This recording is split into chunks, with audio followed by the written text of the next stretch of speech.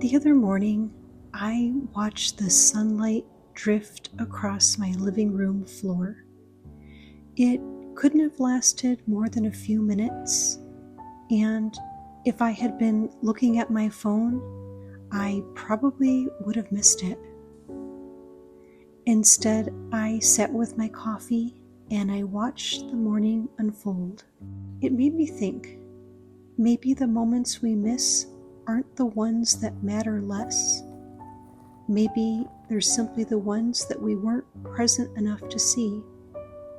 How many quiet moments pass through our days without asking us to do anything except be there? So I guess lately I've been thinking a lot about time. Not because I have an abundance of it all of a sudden, but because I've just started noticing how quietly it completely slips away. Money has a way of announcing itself. We notice our purchases, bills, paychecks, but time is much quieter. An unexpected errand there, the moment we spend staring at our phones, before we even realize how much time has actually passed. And by the end of the week, whole afternoons can disappear without us ever deciding to give them away. For a long time, I kept asking myself, how could I save more time? What does my life feel like one ordinary day at a time? And what am I slowly building with the days that I'm given? I guess some of my favorite moments happen before the day even begins, asking me of anything. When the house is completely quiet, I hear the sound of the kettle boiling. I'm opening up my windows. I'm noticing the trees move outside with the wind. And nothing on that to-do list is getting checked off by any means at this point. But those often are the moments that make me feel the fullest. And I've noticed that the days that I remember most aren't usually the ones that were the busiest. They're the days that I was paying attention to those beautiful moments. When I was a child, I always felt like summer was endless and Christmas took forever to come, and family vacations just seemed like they lasted forever. But now it seems like every months or even seasons kind of fly by. And I guess time hasn't changed, but maybe it's the way that I've moved through it over the years has changed. So one of the questions I get asked sometimes is, why do I have my groceries delivered rather than going to the store? And I guess the answer has less to do with convenience than I originally thought. It's just one small way that I've chosen where I want that extra hour of my life. I don't have to stand in line. I don't have to wonder if I forgot something to put on my list. No driving back and forth because I ran out of peanut butter. And my shopping list on my phone remembers all the things that I buy regularly better than I do.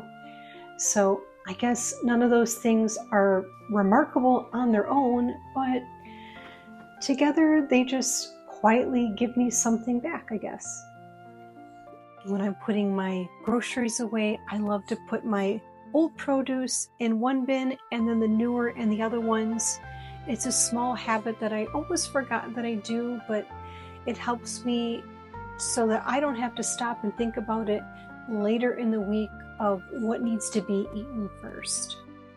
The decision has already been made, and I've come to appreciate little systems that I create like this because they just ask little of me in my future self.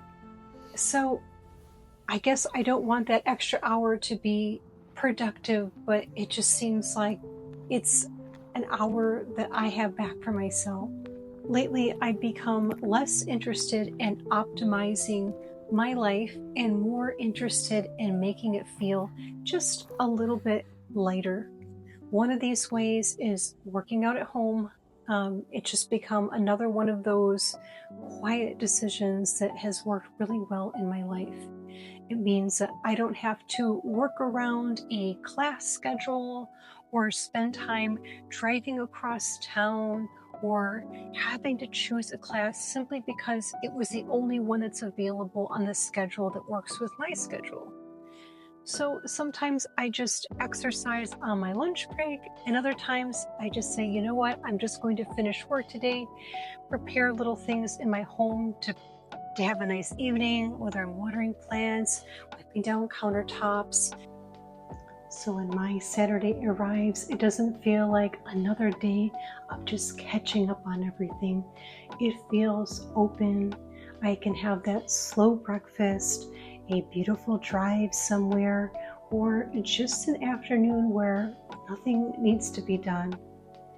I realize that I don't just want a peaceful weekend, but I also want that peaceful Wednesday as well.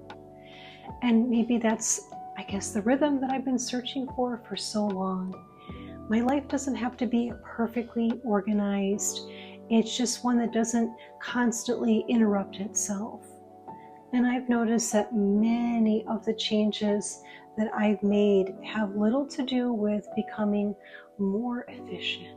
They're really more about just protecting my attention. And because I think that's what's the easiest thing to lose. We've got notifications on our phone, we're shown advertisements, and then every new little gadget may require just a few extra seconds of my day.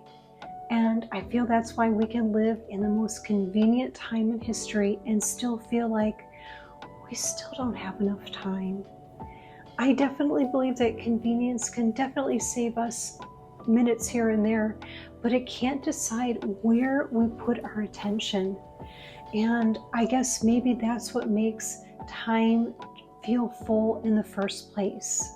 So as I'm sitting here and we're talking about time and noticing those mundane, quiet moments, I'm sitting here and I'm hearing thunder rumbling in the distance. We only get rain here maybe 3 days out of the year, so I guess maybe that's what makes it kind of special. There's no rain in the forecast, but our humidity is at 22% today, which is very high for my area. So there's probably some rain in a surrounding state, maybe miles and miles from here, but it's just one of those special moments. And I think I'm going to go outside and maybe sit on my settee outside and just take in those few moments.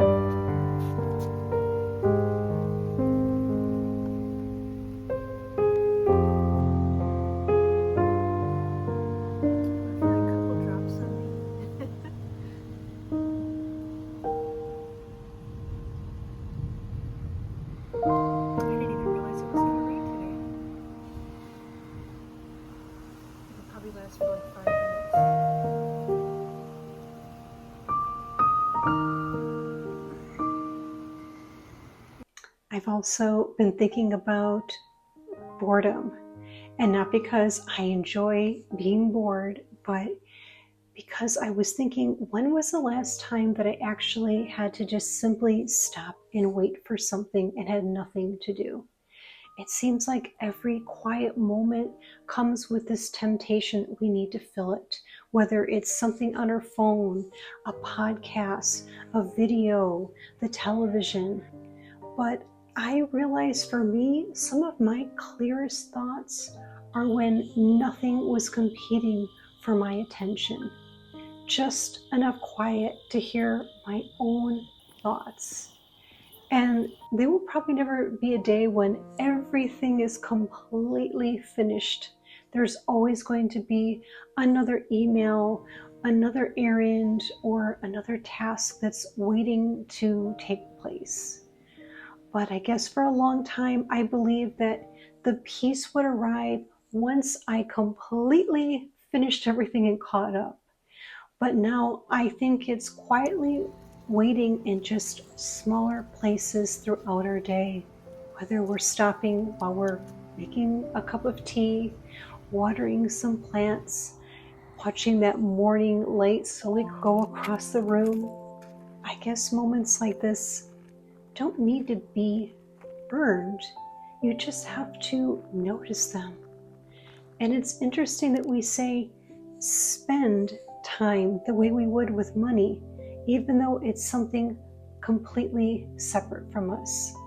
But we're really spending our lives one ordinary moment at a time, one quiet walk, one conversation in person, a peaceful evening. And I think these ordinary moments happen in between our everyday life. I still have to work. I still have my responsibilities and things that require my attention. But I guess none of that has changed, but something in me has, and I'm just noticing the light a little more often. Sometimes I leave my phone in the other room or leave the house without it completely. And I just want to have those candid conversations with people a little bit longer instead of being glued to my phone. And I'm trying to make those ordinary days extraordinary and just being a little bit more present. Because maybe a meaningful life is not built from a bunch of huge milestones, but it's built from thousands of quiet little moments that we tend to overlook. I thank you so much for joining me today, and I will see you on the next one.